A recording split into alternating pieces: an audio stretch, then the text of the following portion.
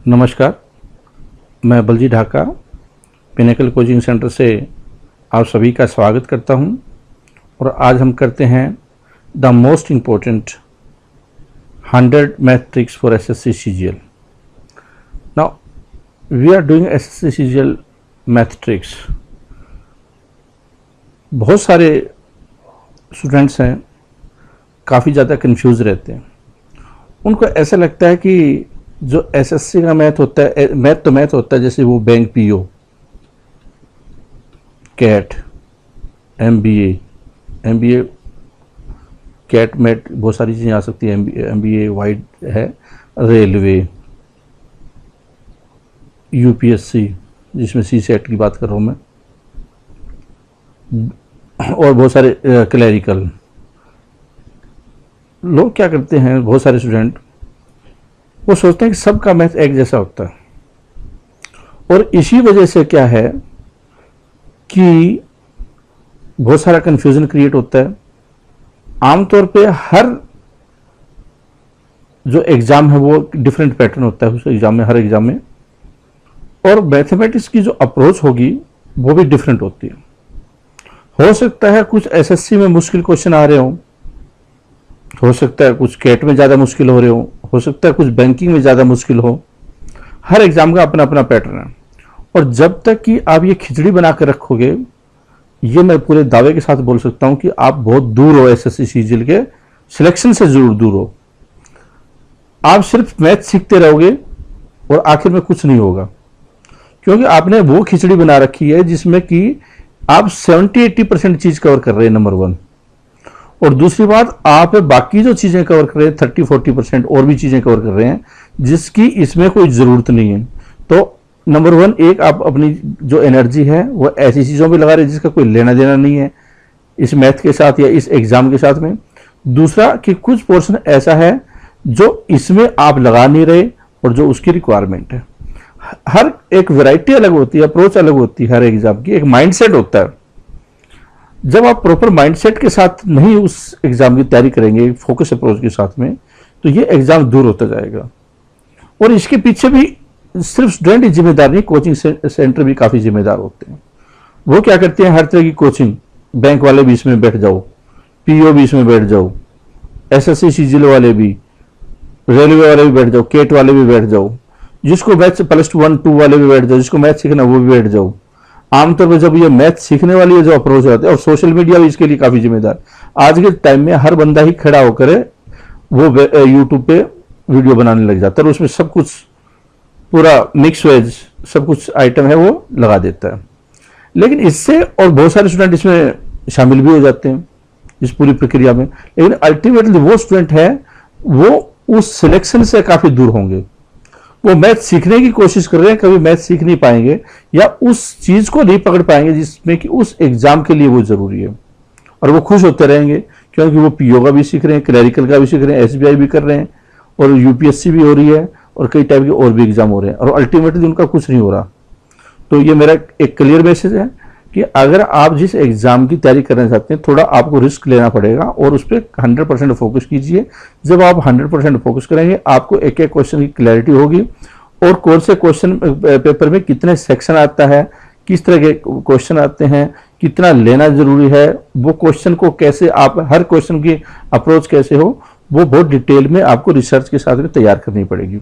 ये खिचड़ी बनाने की प्रक्रिया है, और जो इसमें दौड़ भाग चल रही है, रेट रेस चल रही है, उससे आपको थोड़ा अलग हटना पड़ेगा। और बहुत सारे, मैं हैरान हूं कि बहुत सारे लोग पीओ बने हुए हैं और वो क्लैरिकल के क्वेश्चन करने की सोच रहे हैं, वो इस खिचड़ी में शामिल होकर। तो पहले आप ऑलरेडी एक बड़ी जॉब पे हो, और आईएएस के बाद ये दूसरी बड़ी जॉब है। तो जब आप पीओ बनकर इस एग्जाम को नहीं समझ पा रहे हो, तो इसका मतलब क्या है कि एग्जाम से पहले ही दूर हो। आपको इसकी एक फोकस अप्रोच डेवलप करना बहुत ज्यादा जरूरी है। इससे बहुत ज्यादा बेनिफिट होगा, इससे आपकी एनर्जी भी राइट दिशा में चैनलाइज होगी। ये सिर्फ मैथ के लिए एप्लीकेबल है, रीजनिंग के लिए एप्लीकेबल है। बैंक पीओ की रीजनिंग है या बाकी जो दूसरे एग्जाम की रीजनिंग है, उसकी तुलना में एसएससी की रीजनिंग है वो डिफरेंट है। इसलिए रीजनिंग डिफरेंट है तो वहां पे परसेंटेज 50 में से हो सकता है यहाँ पे आपको 45 लेना पड़े। तो वो जो एक अप्रोच चाहिए आपको इसके लिए, रीजनिंग के लिए, वो आपको बैंक पीओ में हो सकता है मुश्किल रीजनिंग हो, उसके अप्रोच डिफरेंट हो, उसमें वहां पे सिर्फ कट ऑफ क्लियर करना हो, वहां पे 5 ऑप्शन हो। ये इस तरह की जो चीजें हैं वो इसमें और इसमें जहां पे एक एक नंबर का कट ऑफ का जो क्वेश्चन आता है बहुत ज्यादा डिफरेंस डालेगी।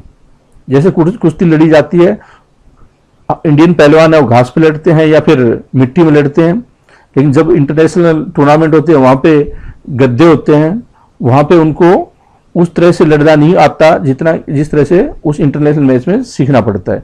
तो आप वैसे ही ये अप्रोच है कि आप उसको सीखिए जिसकी की रिक्वायरमेंट है, ये बहुत ज्यादा इंपॉर्टेंट है। ऐसे ही आप रीजनिंग है तो मैथ भी ऐसे ही है, इंग्लिश की अप्रोच भी ऐसी है। हो सकता है यहाँ वोकैब को रोल ज्यादा हो, यहाँ पे हो सकता है आपको 50 में से 40 स्कोर ही करना हो सकता है पीओ या बाकी एग्जाम आपको 15 नंबर है वो काफी हो सकते हैं 15 मार्क्स। जीके की अप्रोच तो बहुत ज्यादा डिफरेंट है, यहाँ पे साइंस का पोर्शन ज्यादा आता है और साइंस का पोर्शन आप दूसरी चीजों के साथ कंपेयर नहीं कर सकते। साइंस का यहाँ पे फैक्चुअल बेस्ड क्वेश्चन आते हैं और क्वेश्चन का लेवल होता है वो काफी ज्यादा हाई भी हो सकता है। कई केसेस में हम देखते हैं बायोलॉजी में +1 बेस पे क्वेश्चन पूछे जाते हैं, इकोनॉमिक्स का लेवल भी हाई होता है। हमने कई वीडियो भी बनाए हैं, वो इकोनॉमिक्स के डिफरेंट टाइप के वीडियो हैं। आप सिर्फ इकोनॉमिक्स के, मैं हैरान हूं बहुत सारे स्टूडेंट है एसएससी सीजीएल की तैयारी कर रहे हैं और वो इकोनॉमिक्स में क्या सीख रहे हैं, वो सीख रहे हैं कि शॉर्ट ट्रिक्स, और किस बात की ट्रिक्स कि करेंसी के नाम याद करने हैं, देश की कैपिटल याद करनी है, फाइनेंशियल कैपिटल वो देखनी है। तो इस तरह की अगर आप एग्जाम की तैयारी करेंगे ऐसे, और सिर्फ इस वजह से कि सोशल मीडिया से कि आप कोचिंग सेंटरों की जो खिचड़ी है उसके अनुरूप चलना स्टार्ट कर देंगे, तो अल्टीमेटली रिजल्ट है वो उस एक्सपेक्टेशन से नहीं आएगा जिस एक्सपेक्टेशन का आज के टाइम में कॉम्पिटिशन है, जहां पे लाखों लोग तैयारी करते हैं और सिर्फ कुछ 1000 या कुछ बहुत कम बच्चे हैं उनका सिलेक्शन होगा। तो उसमें आपको बहुत ही स्ट्रॉन्ग अच्छी क्वालिटी अप्रोच चाहिए। और सिर्फ ये करेंसी के नाम के जो पहले एक्रोनिम्स पहले नाम लिखकर उसको ट्रिक सोच लेना, ये इतना लेवल नहीं है एसएससी सीजीएल का, इससे कहीं ज्यादा लेवल है। तो ये जो ट्रिक का चक्कर और शॉर्टकट मारने का तरीका है वो आप छोड़ दीजिए, या फिर कम से कम रेलिवेंट रखिए। तो इसी अप्रोच के साथ में कि हाँ आप लोग हैं, अगर ये चैनल आप देखना चाहते हैं तो कृपया करके अपने माइंड को इस ढंग से रखिए कि आप एसएससी सीजीएल की तैयारी कर रहे हैं।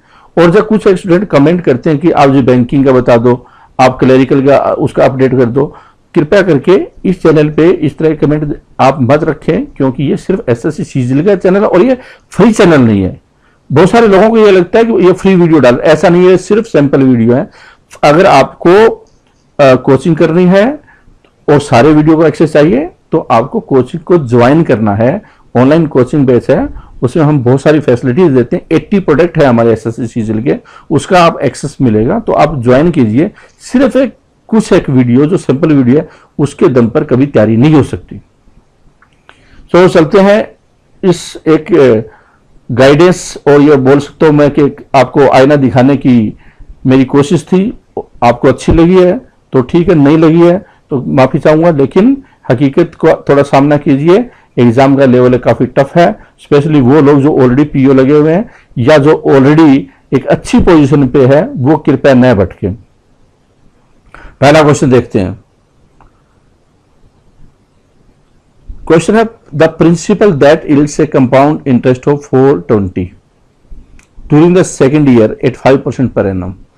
प्रिंसिपल मीन्स वो सम क्या होगा, मतलब वो राशि क्या होगी जो आपको 420 रुपीज है वो कंपाउंड इंटरेस्ट देगी सेकेंड ईयर में 5% पर एनम का। अगर है तो रेट ऑफ इंटरेस्ट है तो कितना होगा। दो तरीके यूज किया जा सकते हैं, दो अप्रोच हो सकती है इस तरह के क्वेश्चन के लिए। पहली अप्रोच है आप ऑप्शन टेक्निक यूज कर सकते हैं, जो इस तरह क्वेश्चन के लिए ज्यादा उपयुक्त हो सकती है। तो देखिए कि 420 रुपए किस में बनेगा। अब इसमें तो बन नहीं सकता क्योंकि 5000 का 5% है, तो पहले तो 250 बना, इसका मतलब 525 में भी अगर 5% के अनुसार होगा तो ये तो बिल्कुल आउट हो गया, ये भी आउट हो जाएगा क्योंकि इसमें 300 के आसपास बना, इसमें 350 के आसपास बना फर्स्ट ईयर। इसमें देखिए आप 8000 का 5% कितना हुआ, 8000 का 5% हुआ 400 रुपीज। तो 400 जब इसमें जोड़ दिया जाएगा तो अगले साल कितना होगा, अगले साल देखिए 5% के हिसाब से 420 रुपीज हुआ। तो इसका मतलब आंसर ऑलरेडी डी। मैं उम्मीद करता हूं जो बच्चे एसएससी सीजीएल के उस लेवल पे पहुंच चुके हैं जिस पे कि सिलेक्शन की संभावना है, उस क्वेश्चन को करने में 2-3 सेकंड से ज़्यादा नहीं लगाएंगे। वो कोई फॉर्मूला वगैरह आलतू फालतू के चक्कर में नहीं पड़ेंगे, क्योंकि जब आप बहुत ज़्यादा फॉर्मूला का इस्तेमाल करते हैं तो पहली बात कि आप P R T X Y Z लिखना स्टार्ट करते हैं, एग्जाम से पहले आप आउट है, सिलेक्शन से पहले ही आउट हो चुके हैं उस पैटर्न पे। आप सीखने के लिए एक लेवल होता है, उसके बाद आपको उस लेवल से हटना पड़ेगा और आपको फास्ट कैसे निकाल सकते हैं आंसर, उसके बारे में सोचना पड़ेगा। आप बोल सकते हैं कि अपनी कॉम्प्रिहेंसिव स्ट्रेटजी का ये हिस्सा बना सकते हैं आप कि कम टाइम में क्वेश्चन को करने की आर्ट डेवलप कैसे करें, न कि आप उसी लेवल पे बैठे रहें कि हमने मैथ सीख लिया है। ये मैथ सीख लिया वाली अप्रोच है, वो बहुत बेसिक अप्रोच है। तो दूसरी अप्रोच क्या हो सकती थी इसमें? एक तो हमने देखा कि ऑप्शन से आप देख सकते हैं इमीडिएटली आपको पता चल रहा है साहब कि 420 सिर्फ इसी में पॉसिबल और किसी में नहीं होगा। दूसरी बात, जैसे मैंने कॉन्सेप्ट बेस्ड जो क्लासेस है उसमें बताया कि आप सक्सेसिव टेक्निक, परसेंटेज टेक्निक, उसका इस्तेमाल कीजिए।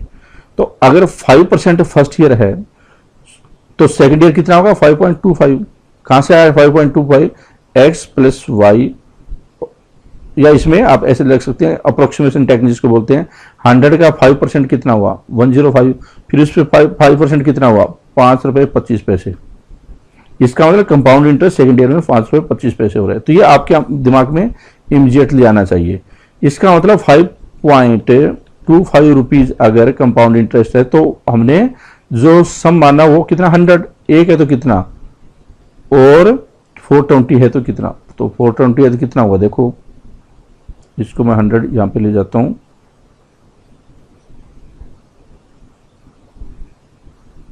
8000 आ गया, 8000 रुपीज। तो आप ये भी इस्तेमाल कर सकते हैं। हमने इसमें क्या किया, इसमें हमने अप्रोक्सीमेशन टेक्निक का सहारा लिया।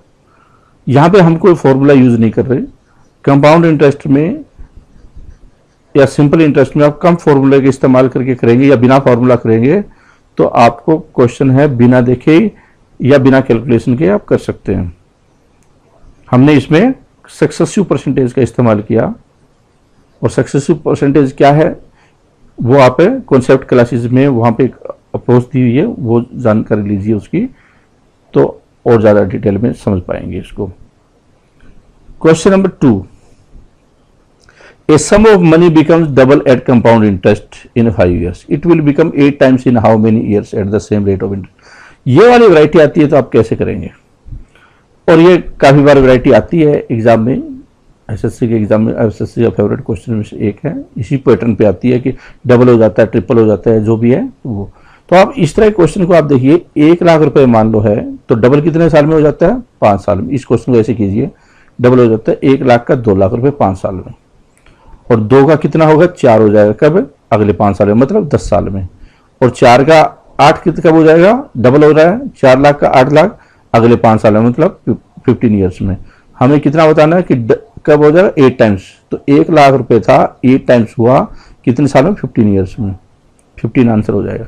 तो ये वाला जो क्वेश्चन होता है आप ऐसे कीजिए, इससे एक आपकी गलती नहीं होगी कभी भी। आपको कोई फॉर्मूला याद रखने की आवश्यकता नहीं है।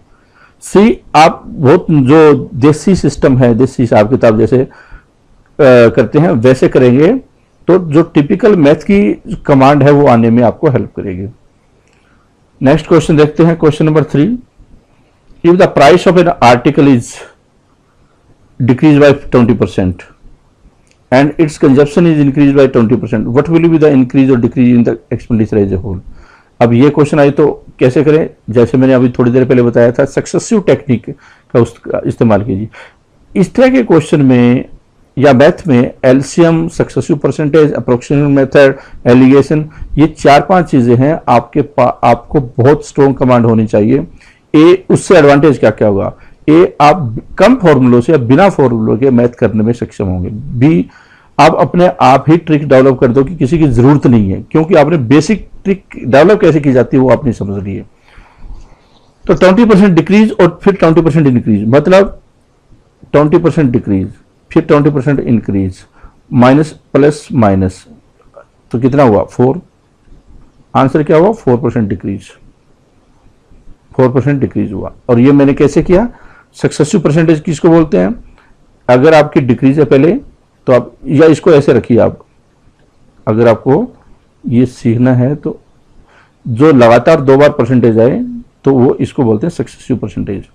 जब अगर कोई डिक्रीज या नेगेटिव में चीज है तो माइनस रखिए, पॉजिटिव में है तो प्लस रखिए।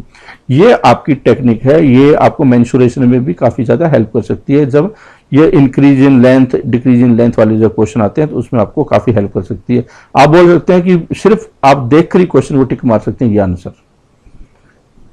तो इसमें क्या हुआ, माइनस डिक्रीज प्लस इंक्रीज और फिर एक्स, इसकी एक्स और वाई की मल्टीप्लीकेशन डिवाइड बाय 100। तो 20 इंटू 24 डिवाइड बाय 100 मतलब 4, मैंने सीधा यहाँ पे 4 लिख दिया। माइनस और प्लस, अगर यहाँ पे माइनस यहाँ पे प्लस है तो माइनस और प्लस की मल्टीप्लीकेशन माइनस, तो ऑब्वियस है इससे ये कैंसिल, -4 डिक्रीज, -4 डिक्रीज डी इसका आंसर होगा। तो ये जो टेक्निक है आपको मेंसुरेशन में हेल्प करेगी। आपको कई और तरह की वैरायटी क्वेश्चंस होंगे, परसेंटेज क्वेश्चन है या प्रॉफिट लॉस क्वेश्चन है, वहां पे भी आपको हेल्प करेगी। नंबर सिस्टम में हेल्प करेगी, हर तरह की जगह पे ये काम आएगी। इंपॉर्टेंट है, आप इसको लर्न कीजिए, समझिए इसको। Question number 4, price of petrol is increase by 20%, by what percentage must a consumer reduce his consumption so that his expenditure does not increase. बहुत आसान क्वेश्चन। जब भी आपको इंक्रीज मिले वर्ड, इंक्रीज बाय 20%, हमेशा 20 बाय 120 इंटू 100 कीजिए। और ये डिक्रीज मिले तो क्या करेंगे, 20 by 100 into 100, 20 by 80 into 100। Decrease होता तो 20 बाय 100, तो कितना, ये आंसर है, ये आंसर ऑटोमेटिक आ जाएगा 50 बाय 3, ये सी आंसर होगा इसका।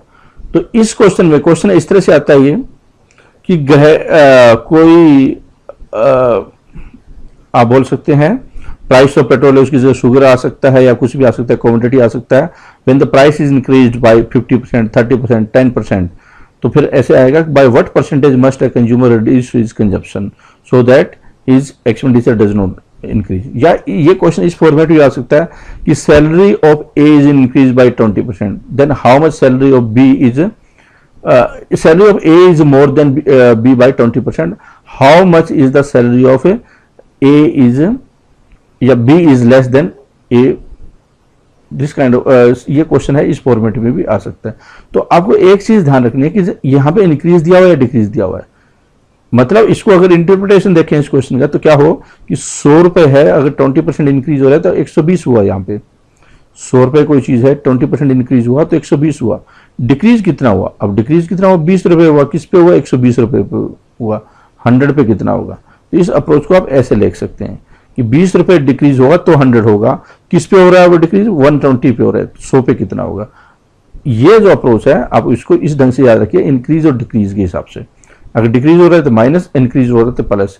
डिक्रीज नेगेटिव चीज, इंक्रीज पॉजिटिव चीज। तो ये इंक्रीज डिक्रीज का कॉन्सेप्ट भी, या पॉजिटिव माइनस का कॉन्सेप्ट है, आपको काफी ज्यादा हेल्प करेगा कई टाइप के क्वेश्चन में। अब देखते हैं question number 5। In an examination 52% students failed in Hindi, 42% in English. If 17% failed in both the subject, what percentage of students passed in both the subject? कितने परसेंट स्टूडेंट है वो दोनों सब्जेक्ट में पास हुए। अब देखिए 50%, ये वाले क्वेश्चन वेन डायग्राम से करें तो ज्यादा आपको फायदा, बहुत आसान रहेगा। 52% फेल, 42% फेल इंग्लिश में, दोनों में फेल 17%। यहां पे वही लिखिए जो अगर यहां पे फेल है तो यहां पे फेल है, यहां पे फेल रखिए, यहां पास है यहां पास रखिए। ये इसकी बात खास होगी इस क्वेश्चन की, इस तरह के क्वेश्चन की। तो इसमें से अगर दोनों को जोड़कर ये माइनस करेंगे तो एग्जैक्ट पैटर्न आ जाएगा कि कितने फेल हुए। 52 और 42 और माइनस आपको 17, ये वाला करना है।